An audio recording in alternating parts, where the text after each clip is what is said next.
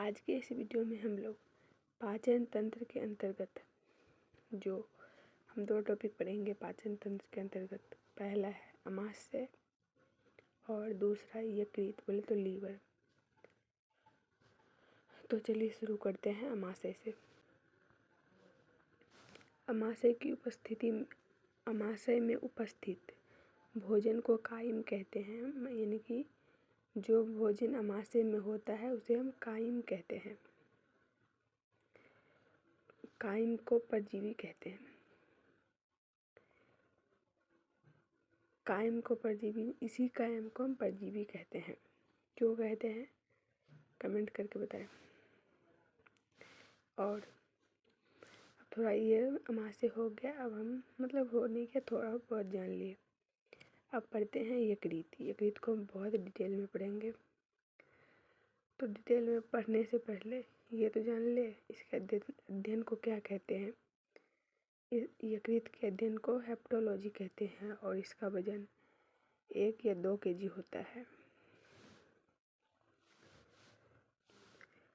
यकृत एक सबसे बड़ी बाह्य स्रावी ग्रंथि है। कौन सी ग्रंथि है? बाह्य स्रावी ग्रंथि। विशेष कोशिका, हिपेटिन कोशिका और हिप्पेसाइट कोशिका इसमें होती है, विशेष कोशिका। और यकृत का कार्य पित्तरस बनाती है। और दूसरा कोशिका इसमें होती है उसे कहते हैं काइपर कोशिका, कप्पर कोशिका। और इसी कप्पर कोशिका को मैक्रोफेज कोशिका भी कहते हैं। यकृत को संक्रमण से बचाता है। यकृत का रंग लाल भूरा रंग का होता है। एग्जाम में ये भी पूछ सकता है कि हमारे शरीर में यकृत किस साइड होती है, लेफ्ट या राइट। तो आप बताओगे यकृत हमारे शरीर में राइट साइड में होती है। चलो ये साइड वाइड हो गई। तो अब देखते हैं हम लोग यकृत का कार्य क्या होता है। तो इसका सब प्रमुख कार्य है पित्तरस का निर्माण करना। पित्तरस बोले तो बाइल जूस, इसकी मात्रा 1 से 1.5 कप होती है। और पित्तरस का कलर पीला हरा होता है। यकृत का कलर लाल भूरा होता है और पित्तरस का कलर पीला हरा होता है। तो दोनों अलग अलग चीज़ है। चलो अब जानते हैं पित्तरस क्या है। तो पित्तरस में हमने 2 चीज़ पढ़ा, पीला और हरा। ये पीला होता है, इसके पीला होने के इसके वर्णक है बिलिरुबिन। और जो हरा है इसके वर्णक है बिलिवर्डिन।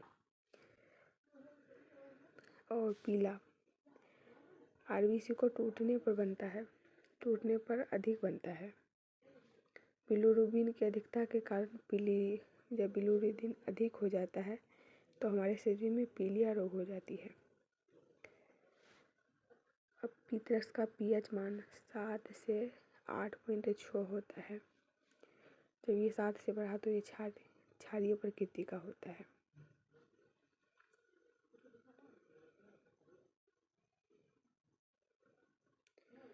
अम्ल प्लस क्षार बराबर उदासीन, ये तो पता ही आपको होगा। आपको नहीं पता होगा तो जान लो।